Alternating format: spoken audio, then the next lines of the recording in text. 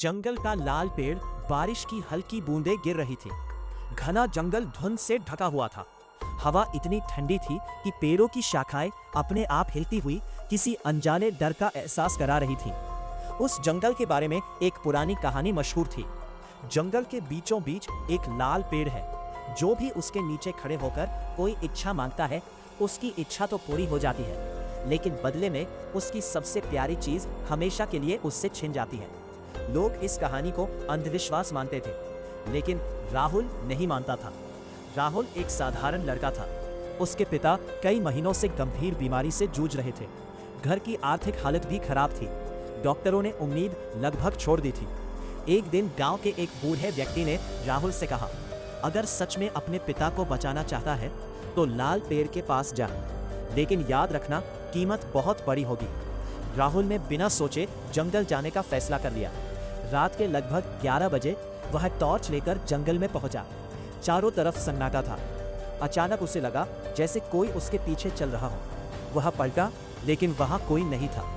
कुछ कदम आगे बढ़ते ही उसे दूर से हल्की लाल रोशनी दिखाई दी। जैसे जैसे वो करीब गया, उसका दिल तेजी से धड़कने लगा। उसके सामने एक विशाल पेड़ खड़ा था। उसकी पत्तियां गहरे लाल रंग की थीं और ऐसा लग रहा था जैसे उनमें से खून टपक रहा हो। पेड़ के चारों तरफ अजीब निशान बने हुए थे। राहुल ने डरते डरते आंखें बंद की और कहा, हे लाल पेड़, मेरे पिताजी को ठीक कर दो। मैं कुछ भी देने को तैयार हूं।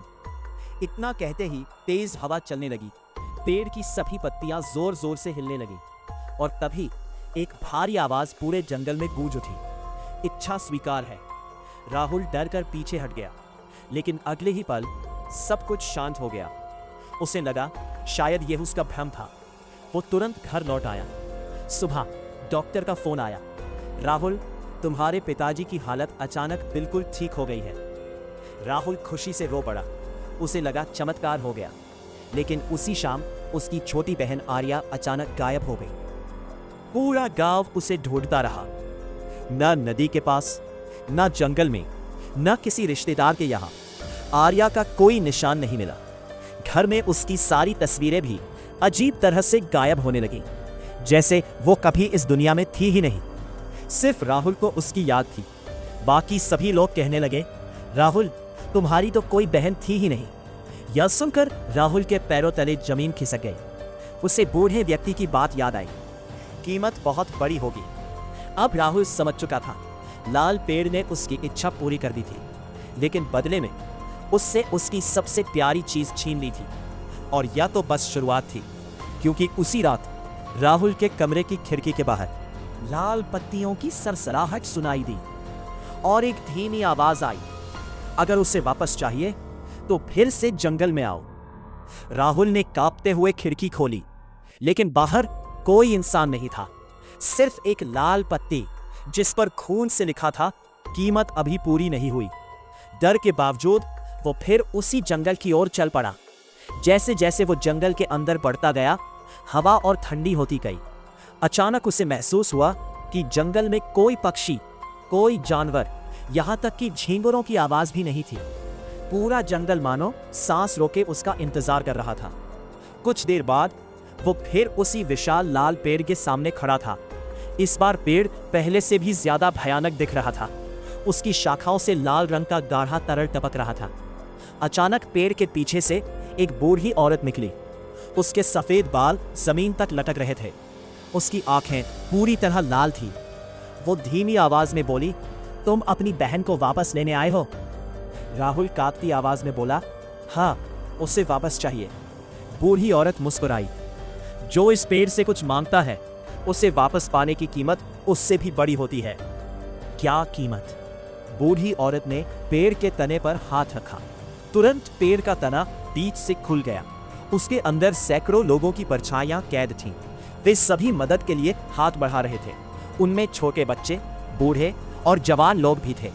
बूढ़ी औरत बोली, ये सब वही लोग हैं जिन्होंने कभी इस पेड़ से कोई इच्छा मांगी थी।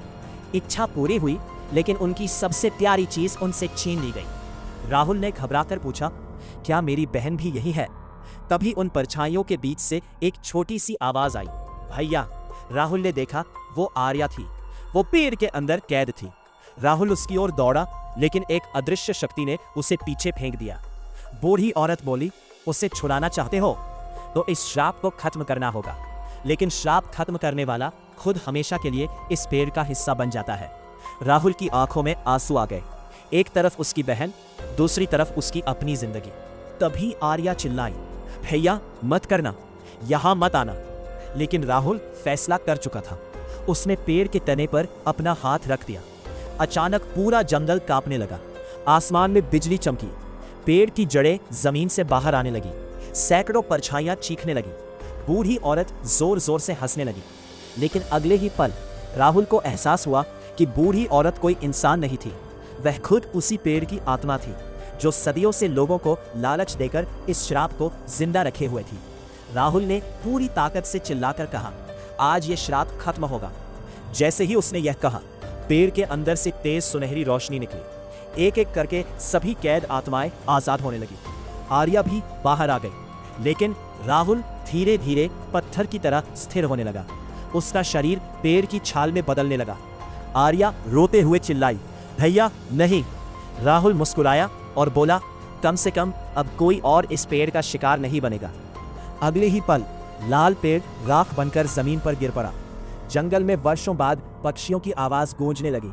सभी आत्माएं मुक्त हो गई। लोगों का मानना था कि श्राप खत्म हो गया, मगर कई साल बाद एक लकड़हारे ने उसी जंगल में एक नया पौधा देखा।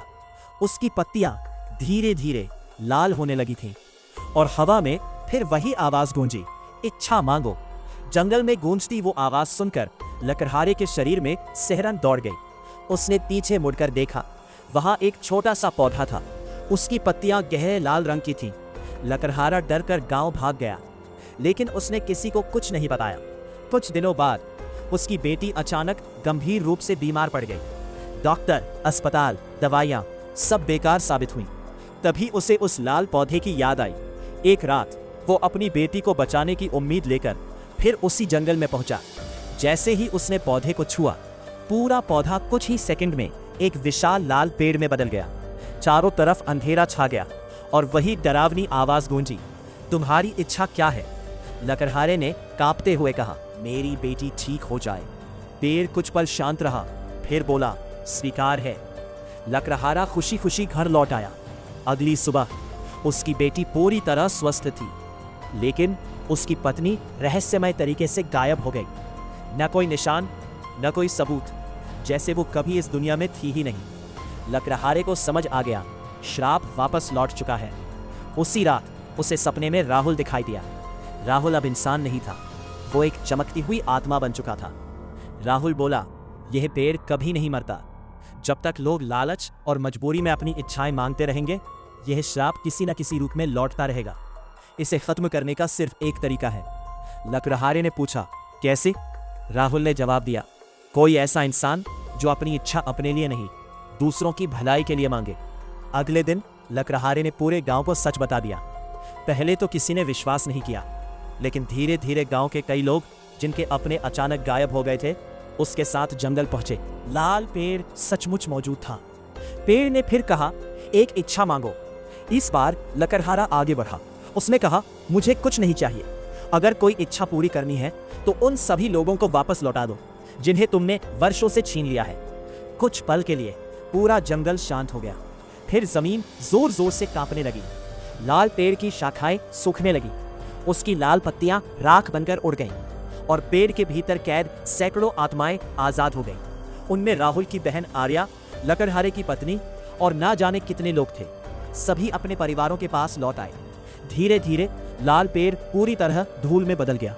जंगल फिर से सामान्य हो गया। साल बीत गए। लोगों ने उस जगह पर एक मंदिर बनवा दिया।